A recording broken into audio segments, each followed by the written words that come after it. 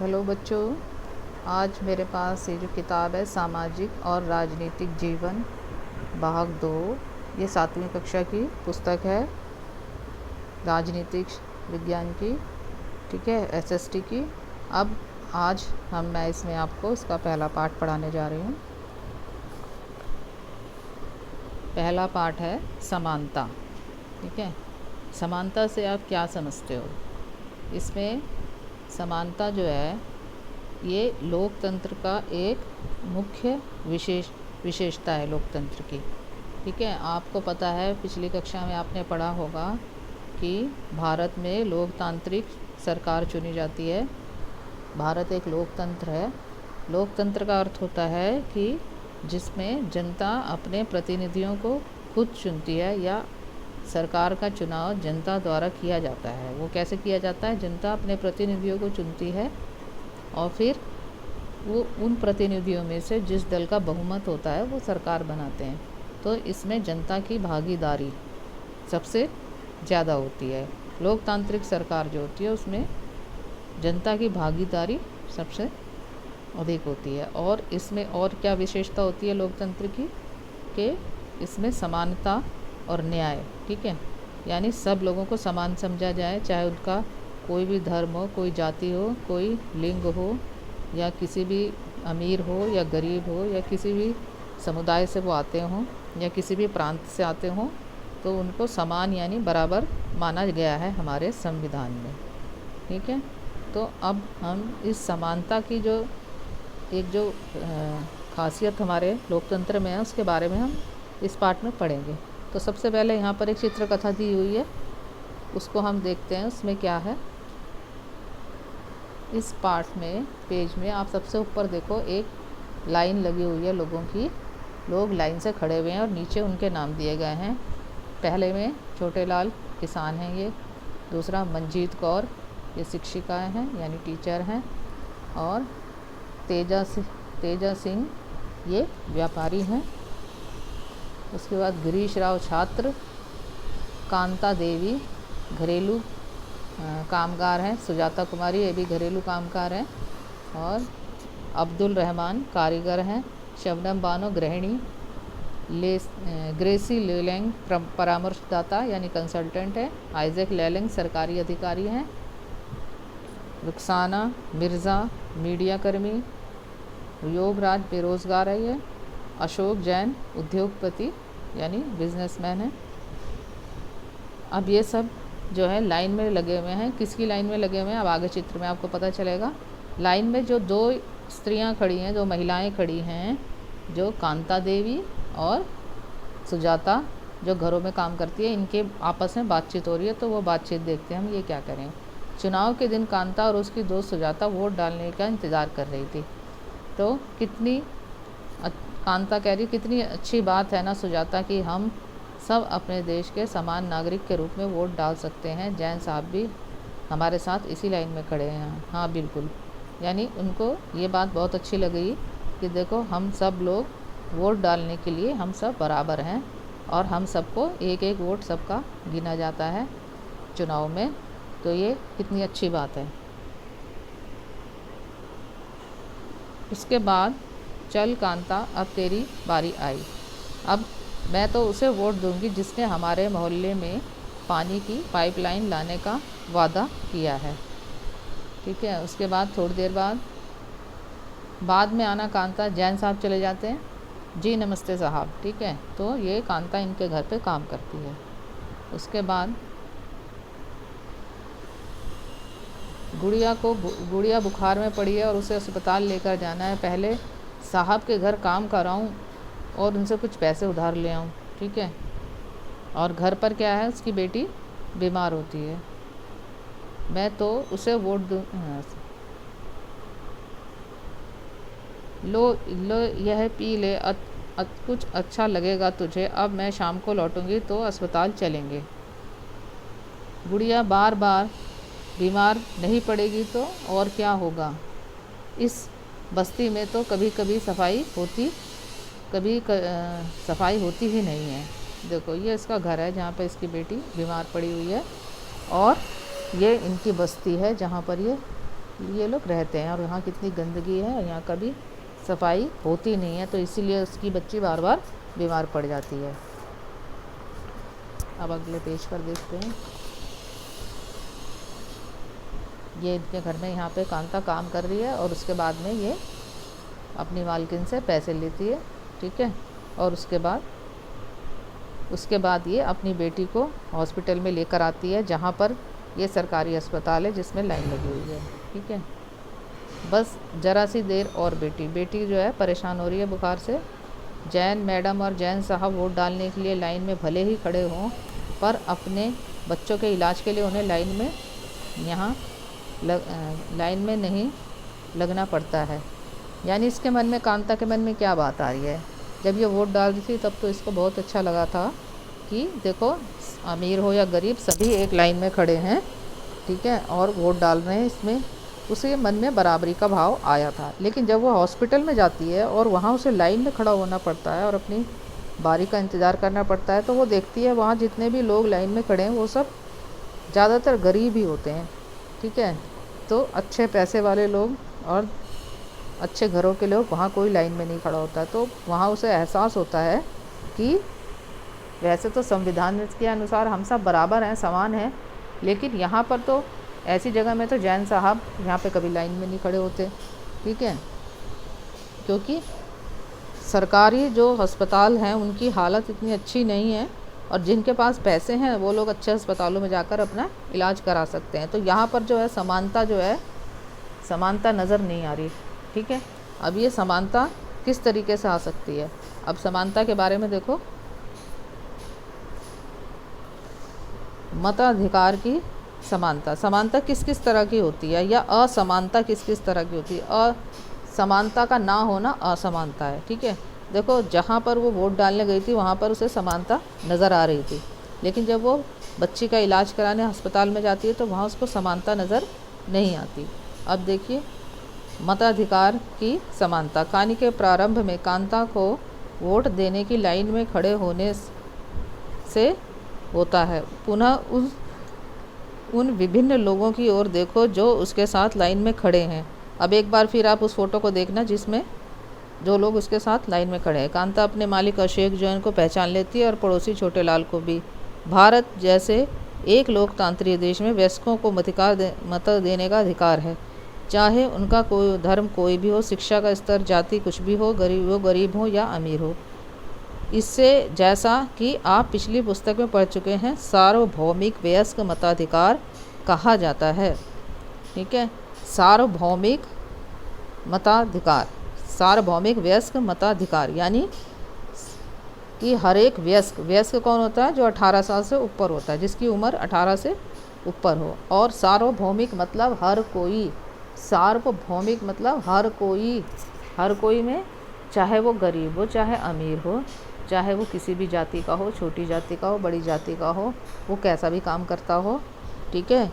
तो उनके सबको मत देने का अधिकार है और सबके मत की कीमत एक ही है, मतलब एक बराबर है। उनकी जो मत है, वोट है, उसकी कीमत बराबर है, ठीक है।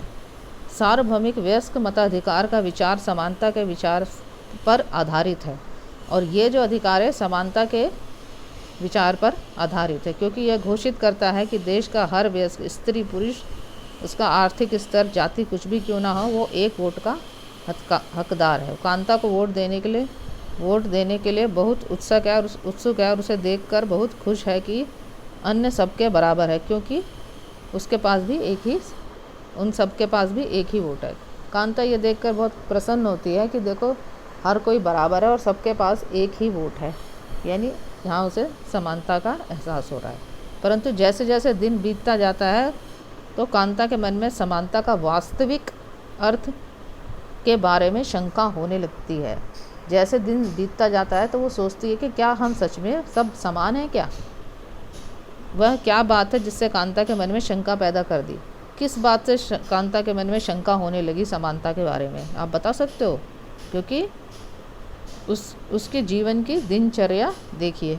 वह झोपड़पट्टी में रहती है, ठीक है, यानी जहाँ वो रहती है वहाँ पर जो है वो कोई अच्छी जगह नहीं है, साफ़ सुथरी जगह नहीं है और झोपड़पट्टी में छोटे छोटे घर होते हैं और वहाँ पे सुविधाएं भी नहीं होती कोई, ठीक है, पानी की, बिजली की बहुत कम सुविधा होती है, ठीक है, और गंदगी बहुत ज़्यादा होती है, और उसकी बेटी जो है हर समय बीमार हो जाती है, ठीक है। तो बीमार हो जाती है तो वो अपने काम से छुट्टी भी नहीं ले सकती है, क्योंकि वो घर का घरेलू काम कर रही है और वहाँ पर कोई उसको इतनी ज़्यादा वो छुट्टी नहीं ले सकती, उसमें ऐसा कोई प्रावधान नहीं है, उनको कोई सुविधा नहीं मिली हुई है कि आप इतनी छुट्टी ले सकते हो, ठीक है। और लेकिन जब वो डॉक्टर के पास जाती है और उसको पैसे, डॉक्टर को दिखाने के लिए उससे पैसे भी उधार लेने पड़ते हैं, इसका मतलब है कि उसको पैसे भी इतने अच्छे नहीं मिलते घर के काम करने के, और पूरा घर का काम करने के बाद में इतनी थक जाती है, उसके बाद भी वो इतनी लंबी लाइन में अस्पताल में जाकर लग जाती है। तो और उस लाइन में ज़्यादातर लोग उसे गरीब ही नज़र आते हैं। तो यहाँ पर समानता हमें कहीं नज़र नहीं आ रही। आपके विचार में समानता के बारे में शंका करने के लिए कांता के पास क्या पर्याप्त कारण है? ठीक है, क्या आप सोचते हो कि वो जो कह रही है कि समानता, तो मुझे के बारे में उसको शक हो रहा है, तो ये सही है ना? अब आप अपने मन में इस पर विचार कर सकते हैं, ठीक है। अब देखते हैं, यहाँ पर उसके मन में एक असमानता की भावना आ जाती है कि हम सब बराबर नहीं हैं। अब और भी, ये तो गरीबी और अमीरी की असमानता आ गई। अभी जो आपने उदाहरण देखा कांता का, यहाँ पर जो असमानता आई है वो गरीबी और अमीरी की है, क्योंकि वो गरीब है इसलिए उसको ये एहसास हो रहा है, इसीलिए उसे गंदे इलाके में रहना पड़ रहा है, सरकारी अस्पताल में इलाज कराना पड़ रहा है जहाँ के पास सुविधाएं नहीं है, ठीक है। अब हम आगे देखते हैं। कांता उन बहुत से लोगों में से एक है जो भारतीय लोकतंत्र में रहते हैं और जिन्हें मताधिकार प्राप्त है, लेकिन जिनका दैनिक जीवन और कार्य करने की स्थितियाँ समानता से बहुत दूर है। निर्धन होने के अतिरिक्त भारत में लोगों के अन्य अनेक कारणों से भी असमानता का सामना करना पड़ता है। ये तो हो गया कि अगर कोई गरीब है, निर्धन है, तो उसे असमानता का सामना करना पड़ता है। अब इसके अलावा क्या है? भारत में सामान्यतः प्रचलित असमानताओं में से एक है जातिगत समझ व्यवस्था। सबसे बड़ी जो एक भारत में असमानता आपको नज़र आएगी वो है जातिगत व्यवस्था। अगर आप ग्रामीण भारत में रहते हैं यानी गांव में रहते हैं तो जातिगत पहचान का अनुभव शायद बहुत छोटी आयु में ही हो जाता है, यानी बचपन में ही आपको पता चल जाता है अगर आप गांव के इलाके में रहते हैं कि आपकी जाति क्या है, ठीक है। और अगर शहर में रहते हैं तो आप ये सोचते हो कि यहाँ पर तो कोई जात पात में विश्वास नहीं करते, लेकिन जब आप शहरों में इतना नहीं पता चलता, लेकिन अब आप कोई समाचार पत्र देखते हैं जिसमें शादी का विज्ञापन होता है, लोग शादी के लिए विज्ञापन निकालते हैं, तब वहाँ पर आपको इस जाति का एहसास होता है, ठीक है। जैसे यहाँ पर कुछ उदाहरण दिए गए हैं, ये देखो, ये शादी का विज्ञापन है। तोमर राजपूत मैकेनिकल इंजीनियर सुजलान पुणे हेतु सेवारत उच्च तकनीकी अर्हता प्राप्त राजपूत कन्या चाहिए, ठीक है। राजपूत है तो उसको राजपूत ही कन्या चाहिए, ठीक है। और इसमें आप अगले वाले में अग्रवाल कन्या के लिए स्वजातीय मैचिंग, स्वजातीय मतलब जो उन्हीं की जात का हो उनको वैसा ही वर चाहिए, यानी यहाँ पर जाति व्यवस्था का आपको पता चलता है। आइए अब एक कहानी स्कूल जाने वाले एक दलित बच्चे के अनुभव के बारे में पढ़ें। ये कहानी एक दलित क्या होता है? सबसे पहले दलित ऐसा शब्द है जो निचली कही जाने वाली जाति के लोग स्वयं को संबोधित करने के लिए प्रयोग में लाते हैं। कुछ जातियों को हमारे समाज में जो है ना निचली जाति यानी नीच जाति माना जाता था पहले समय में, और उनको कुछ उनके जो काम होते थे ना वो कुछ वही काम होते थे जो वो हमेशा से करते आ रहे हैं, और वो उस काम से अलग कोई काम नहीं कर पाते थे, क्योंकि एक तो पढ़ाई लिखाई का उनको मौका नहीं मिलता था, ठीक है। अगर अधिकार हो तब भी उन्हें मौका नहीं मिलता था, तो वो लोग अपने नाम के आगे मतलब अपने को दलित कहलाते थे। और दलित का अर्थ क्या होता है? कुचला हुआ या टूटा हुआ। और इस शब्द का इस्तेमाल करके दलित यह संकेत करते हैं कि पहले भी उनके साथ बहुत भेदभाव होता था और आज भी होता है, ठीक है। अब संविधान में सबको बराबरी का, समानता का अधिकार मिल गया है, लेकिन लोगों की जो है मानसिकता, लोगों के सोचने का तरीका अभी बदला नहीं है और उनके साथ अभी भी भेदभाव होता है। अब इस पर ओम प्रकाश वाल्मीकि जो है इनकी एक प्रसिद्ध वो दलित लेखक थे और उनकी आत्मकथा है, एक उन्होंने पुस्तक लिखी है जिसका नाम है जूठन। जूठन में वे लिखते हैं कि स्कूल में दूसरों से दूर बैठना पड़ता था और ज़मीन पर अपने बैठने की जगह तक आते आते चटाई छोटी पड़ जाती थी, क्योंकि उन्हें दूर बिठाया जाता था तो चटाई भी छोटी पड़ जाती थी। कभी कभी तो एकदम पीछे दरवाजे के पास बैठना पड़ता था, जहाँ के बोर्ड पर लिखे अक्षर धुंधले दिखते थे। कभी कभी बिना कारण पिटाई भी कर देते थे। जब वे कक्षा 4 में थे, प्रधान अध्यापक ने ओम प्रकाश से स्कूल और खेल के मैदान को में झाड़ू लगाने को कहा। वे लिखते हैं, लंबा चौड़ा मैदान मेरे वजूद से कई गुना बड़ा था, जिसे साफ करने में मेरी कमर दर्द करने लगती थी। चेहरा सिर धूल से चेहरा सिर अट गया था। मुंह के भीतर धूल घुस गई थी। मेरी कक्षा के बाकी बच्चे पढ़ रहे थे और मैं झाड़ू लगा रहा था। ठीक है, बाकी सब बच्चे देखो क्लास में बैठ के पढ़ रहे हैं, लेकिन उनके हेडमास्टर ने उसको बोल दिया ओम प्रकाश वाल्मीकि को कि आप झाड़ू लगाओ, और वो पूरे इतने बड़े मैदान की झाड़ू लगाने लगा। ठीक है, अब यहाँ पर आप ये देखो कि बाकी सब बच्चे पढ़ रहे हैं, तो क्यों प्रधान अध्यापक ने उसको ही बोल दिया कि झाड़ू लगाएं? क्योंकि वो एक नीची जाति कहलाने वाली जाति से था, और उसके मन में, प्रधान अध्यापक के मन में, उसके अंदर उसकी सोच ऐसी थी, ठीक है, कि इस बच्चे को पढ़ाई का कोई अधिकार नहीं है, क्योंकि उसके मन में ऐसी सोच थी। इसलिए उसने उसको कह दिया जाके आप कि तुम झाड़ू लगाओ। पूरा दिन मैं झाड़ू लगाता रहा। स्कूल के कमरों की खिड़की दरवाज़ों से मास्टरों और लड़कों की आंखें छिपकर तमाशा देख रही थी। सब देख रहे थे, मास्टर भी और बच्चे भी। ओम प्रकाश से अगले 2 दिनों तक स्कूल और खेल के मैदान में झाड़ू लगवाई जाती रही, और यह क्रम तभी रुका जब उधर से गुजरते हुए उसके पिता ने अपने बेटे को झाड़ू लगाते देखा। यानी रोज़ उससे वो झाड़ू लगवाते थे, उसे पढ़ने का मौका ही नहीं मिल रहा था। उन्होंने शिक्षकों का साहसपूर्वक सामना किया और ओम प्रकाश का हाथ पकड़कर स्कूल से बाहर जाते हुए ऊंचे स्वर में सबको सुनाते हुए कहा, मास्टर हो इसलिए जा रहा हूँ, पर इतना याद रखिए मास्टर, यो यही पढ़ेगा इसी मदरसे में, और यो ही नहीं, इसके बाद और भी आएंगे पढ़ने को। यानी उसके पिता ने बहुत साहस से मास्टरों का सामना किया और उसने कह दिया कि ये यहीं पढ़ेगा, यानी कितना भी तुम अपमान कर लो, लेकिन ये बच्चा यहीं पढ़ेगा, और हमारे समाज के और भी बच्चे पढ़ने आएंगे। क्योंकि जो ऊंची जाति वाले लोग थे गांव के, वो ये नहीं चाहते थे कि जिनको नीची जाति का समझा जा रहा है उनके बच्चे आगे बढ़ें, पढ़े लिखें, क्योंकि अगर वो पढ़ेंगे लिखेंगे तो फिर वो उनके बराबर खड़े हो सकते हैं, अपने समानता का अधिकार ले सकते हैं। ठीक है, जब तक इंसान पढ़ा लिखा नहीं है तो वो हर चीज़ से उसको अनजान रहता। अगर उसको ज्ञान होता भी है तो उसमें हिम्मत नहीं होती कि वो अपने अधिकारों के लिए खड़ा हो सके। तो इसीलिए जो ऊंची जाति के लोग ये चाहते थे कि ये लोग आगे ना बढ़े, पढ़े ना।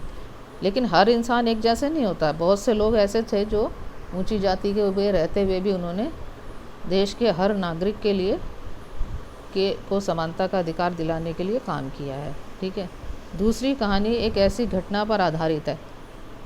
ऐसा कभी कभार होता है, ऐसा हर समय होता नहीं, लेकिन बहुत ज़्यादा कई लोगों को ऐसी चीज़ों का सामना करना पड़ता है। तो दूसरी कहानी में ये मैं आपको एक बता देती हूँ। इसमें भारत के एक बड़े शहर में घटी और देश के अधिकांश भागों में ऐसा होना एक सामान्य बात है।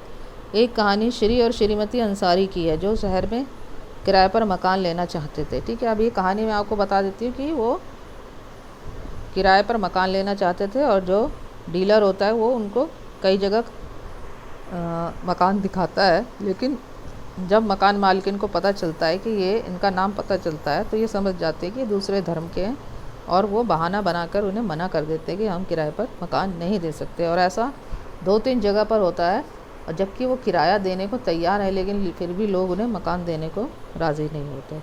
और बाद में जो डीलर है वो उनसे कहता है कि आप जो है अपना नाम बदल लो, ठीक है, अपनी पहचान छुपा लो। अगर वो उनको इस तरीके से कहता है कि अपना नाम बदल के आप किराए के मकान में आपको मिल जाएगा, तो ये सोचो उनके लिए कितनी अपमान की बात होगी। ठीक है, उनकी गरिमा को, उनके आत्मसम्मान को कितना ठेस पहुंचती होगी कि हम हमारा नाम से क्या जो है हमने कोई अपराध किया है जो हम अपना नाम बदल लें। अगर हम एक विशेष धर्म से हैं तो उसकी वजह से हमें अपमानित किया जा रहा है, तो इससे उनके मन को बहुत ठेस लगती है और वो उनकी गरिमा को बहुत ठेस लगती है। ठीक है, अब आगे देखते हैं मानवीय गरिमा का मूल्य। अब ये मानवीय गरिमा, गरिमा से क्या मतलब है? गरिमा का मतलब ये है कि आप अपने ऊपर गर्व करें। ठीक है, आप जो भी हैं, जिस भी जाति के हैं, जिस भी समाज के हैं, तो उसके ऊपर आपको शर्म नहीं आनी चाहिए। ठीक है, तो यहाँ पर ये होता है मानव गरिमा। अब तक आप समझ गए होंगे कि प्रायः कुछ लोगों के साथ असमानता का व्यवहार बस इस कारण होता है कि उनका जन्म किस जाति, लिंग या धर्म में हुआ है। वे उच्च वर्ग के हैं या मध्यम या निम्न वर्ग के। ओम प्रकाश वाल्मीकि और अंसारी परिवार के साथ असमानता का व्यवहार जातिगत और धर्मगत कारणों से हुआ। अब इसमें जो ओम प्रकाश वाल्मीकि थे उनके साथ जो है बुरा व्यवहार हुआ क्योंकि वो नीची जाति से माने जा रहे थे। इसी तरीके से अंसारी जो थे वो एक विशेष धर्म के थे, इसलिए उनसे जो है असमानता का व्यवहार हुआ। अब यहाँ पर आप ये कह सकते हो कि असमानता कितनी तरह की होगी, जातिगत हो गई, धर्मगत हो गई, लिंगगत भी होती है। लिंग से क्या मतलब है? यानी इस इंसान के स्त्री या पुरुष होने से उनके साथ असमानता होना। तो ज़्यादातर क्या होता है, पुरुषों के साथ असमानता नहीं होती है, ज़्यादातर स्त्रियों के साथ होती है। जब आप किसी पहले समय में बहुत सारे ऐसे नौकरियां होती थी जहां पर स्त्रियों को उनके लायक नहीं समझा जाता था और उन्हें वो चीज़ें नहीं मिलती थी। जैसे कुछ चीज़ों में बहुत पहले समय में इंजीनियरिंग वगैरह में जो है, या फिर कॉमर्स पढ़ने के लिए भी जो है लड़कियों के लिए जगह नहीं थी। लेकिन धीरे धीरे लोगों की सोच बदलने लगी और उन जगह भी लड़कियों को, स्त्रियों को प्रवेश मिलने लगा। ठीक है, तो ये लिंग के आधार पर असमानता हो गई। ठीक है, अभी हम पढ़ते हैं जब लोगों के साथ असमानता का व्यवहार होता है तो उनके सम्मान को ठेस पहुंचती है। ओम प्रकाश वाल्मीकि तथा अंसारी दंपत्ति के साथ किए गए व्यवहार के कारण उनकी गरिमा को ठेस पहुंची। ओम प्रकाश वाल्मीकि को उनकी जाति के कारण स्कूल से झाड़ू लगवाकर शिक्षकों और छात्रों के सामने उनके सम्मान को बुरी तरह आहत किया। ठीक है, यानी उनको बेइज्जत किया गया और उन्हें यह महसूस कराया गया कि वो विद्यालय के अन्य छात्रों के समान नहीं है। उन्हें ये बताया गया कि तुम इनसे नीचे हो, तुम इनके बराबर नहीं हो, उनसे कमतर हैं। बच्चा होने के कारण ओम प्रकाश वाल्मीकि स्वयं इस बारे में कुछ अधिक नहीं कर सके, परंतु उनके पिता ने अपने बेटे को झाड़ू लगाते देखा तो उन्हें इस असमान व्यवहार पर क्रोध आ गया और उन्होंने शिक्षकों के समक्ष विरोध प्रकट किया। तब लोगों ने अंसारी दंपत्ति को अपना विरोध प्रकट किया। जब लोगों ने अंसारी दंपत्ति को अपना मकान किराए पर देने से इनकार किया तो उनके सम्मान को भी चोट पहुंची।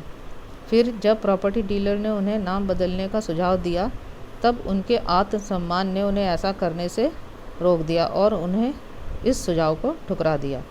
ठीक है, यहाँ ये क्या बात है कि भाई जब ओम प्रकाश जो था वो बच्चा था, इसलिए वो कुछ कह नहीं सका, उसके साथ जो असमानता का व्यवहार हुआ, लेकिन उसके पिता ने इसका विरोध किया। ठीक है, यानी इंसान को खुद अपने हक के लिए खड़ा होना चाहिए। जहाँ उससे असमानता का व्यवहार किया जा रहा है, यानी उसकी बेइज्जती हो रही है या उसे अपमान सहना पड़ रहा है, तो उसके लिए उसका विरोध करना चाहिए। हर एक इंसान को जिसके साथ नाइंसाफ़ी हो रही है, यहाँ पर एक तरह का अन्याय हो रहा है ना उनके साथ, इसलिए उन्हें विरोध करना चाहिए। ये नहीं कि आप चुपचाप उस अन्याय को बर्दाश्त करते रहें। ठीक है, भारतीय लोकतंत्र में समानता। अब ये हमारे लोकतंत्र में समानता कैसे है? भारतीय संविधान सब व्यक्तियों को समान मानता है। इसका अर्थ है कि देश में व्यक्ति, चाहे वह पुरुष हो या स्त्री, किसी भी जाति, धर्म, शैक्षिक, आर्थिक पृष्ठभूमि से संबंध रखते हो, वे सब समान माने जाएंगे। यानी चाहे वो पुरुष हो, स्त्री हो, किसी भी धर्म के हो, जाति के हो या किसी भी पृष्ठभूमि से आते हो, यानी बैकग्राउंड, यानी उनका समाज कैसा रहा है पहले, उन सबको बराबर माना जाएगा। लेकिन इसके बाद भी हमें इसे ये नहीं कह सकते ये असमानता ख़त्म हो गई है। यह ख़त्म नहीं हुई है, लेकिन फिर भी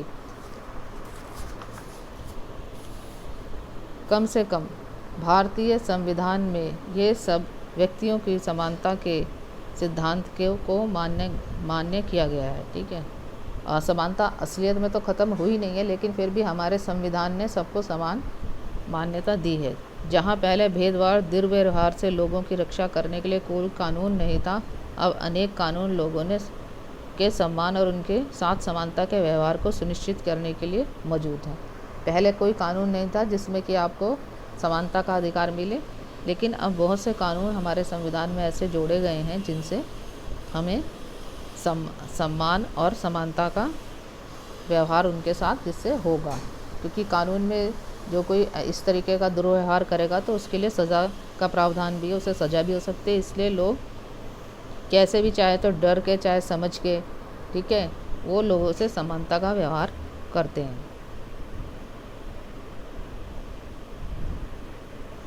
इनमें से कुछ कानून जो हैं जो समानता के अधिकार को बचाए रखे हैं। जैसे प्रथम कानून दृष्टि में हर व्यक्ति एक समान है। इसका तात्पर्य है कि हर व्यक्ति को देश के राष्ट्रपति से लेकर कांता जैसी घरेलू काम की नौकरी करने वाली महिला तक सभी को एक ही कानून का पालन करना पड़ता है। यानी हमारे कानून में बिल्कुल भेदभाव नहीं है। जो कानून जितने भी हमारे देश के कानून हैं वो हर व्यक्ति पर लागू होते हैं, चाहे वो राष्ट्रपति हो या फिर चाहे कोई कांता जैसी स्त्री जो कि घरों में काम करती है। एक तो ये बात हो गई। दूसरी बात, किसी भी व्यक्ति के साथ उसके धर्म, जाति, वंश, जन्म स्थान और स्त्री या पुरुष होने के आधार पर भेदभाव नहीं किया जाएगा। और तीसरी बात, हर व्यक्ति सार्वजनिक स्थानों पर जा सकता है। यानी सार्वजनिक स्थान जैसे पार्क हो गया, मंदिर हो गया, सिनेमा हॉल हो गया, बाज़ार, दुकानें, इन सब जगह पे हर किसी को जाने का अधिकार है। सब लोग सार्वजनिक कुओं, सड़कों और नहाने के घाटों का उपयोग कर सकते हैं। ठीक है, क्योंकि पहले ज़माने में आप सुनते होंगे कि कुछ जैसे कुएँ होते थे, वहाँ पर ऊंची जाति के लोग जाते थे पानी भरने, नहाने धोने, तो बाकी दूसरी जातियों के लोगों को वहाँ पे जाने के लिए अलाउ नहीं करते थे। लेकिन अब जो है ऐसा कानून में लिख दिया गया है कि हर जगह हर कोई जा सकता है। और चौथा है, अस्पृश्यता का उन्मूलन कर दिया। अस्पृश्यता यानी छुआछात। ठीक है, ये छुआछात तो बिल्कुल ख़त्म कर दी गई है और इस तरीके का व्यवहार कोई किसी के साथ नहीं करेगा। शासन ने संविधान द्वारा मान्य किए गए समानता के अधिकार को दो तरह से लागू किया गया है। ठीक है, पहला कानून के द्वारा और दूसरा सरकार की योजनाओं व कार्यक्रमों द्वारा सुविधाहीन समाज की मदद करके। यानी समानता का अधिकार किस तरह दिया जाएगा लोगों को? पहली बात तो कानून हो गई, कानून ऐसे बनाए गए जिससे कि किसी के साथ असमानता ना हो। और दूसरी चीज़ है, जो लोग पिछड़े लोग हैं, जो लोग दबे कुचले लोग हैं, तो उनको सरकार ऐसी उनके लिए योजना बनाती है, उनके लिए सुविधाएं देती है जिससे कि वो उनका जीवन का स्तर थोड़ा सा ऊंचा उठ सके। ठीक है, भारत में ऐसे अनेक कानून हैं जो व्यक्ति के समान व्यवहार प्राप्त करने की रक्षा करते हैं। कानून के साथ साथ सरकार ने उन समुदायों जिनके साथ सैकड़ों वर्षों तक असमानता का व्यवहार हुआ, उनका जीवन सुधारने के लिए अनेक कार्यक्रम या योजनाएं लागू की हैं। ये योजनाएं ये सुनिश्चित करने के लिए चलाई गई हैं कि जिन लोगों को अतीत में अवसर नहीं मिले, अब उन्हें अधिक अवसर प्राप्त हों। यानी पहले समय में कुछ लोग ऐसे थे जो बिल्कुल हमारे समाज में पिछड़े रह गए और उन्हें मौके नहीं मिले, अवसर नहीं मिले, ना तो उन्हें पढ़ाई का मौका मिला और ना उन्हें रोज़गार में आगे बढ़ने का मौका मिला। तो उनके लिए सरकार ने योजनाएं चलाई हैं और हमारे कानून में भी उनके लिए प्रावधान किया गया जिससे कि वही लोग आगे बढ़ सकें। ठीक है।